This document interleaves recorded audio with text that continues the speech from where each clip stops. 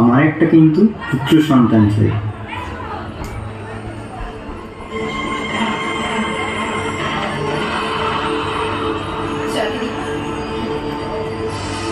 চারিদিকে ভয় একটা,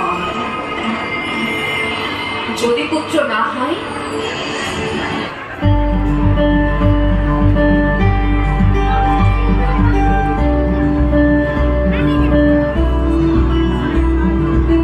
আশ্বিনের এক প্রাগৈতিহাসিক সকালে শ্রীরামচন্দ্র যে দুর্গার বধন করেছিলেন, স্বর্গের দেব পুরুষকণ যুদ্ধে পরাজিত হয়ে যে রণদেবীকে অসুর নিধনে পাঠিয়েছিলেন, সেই দুর্গাই 21 শতকে নারীর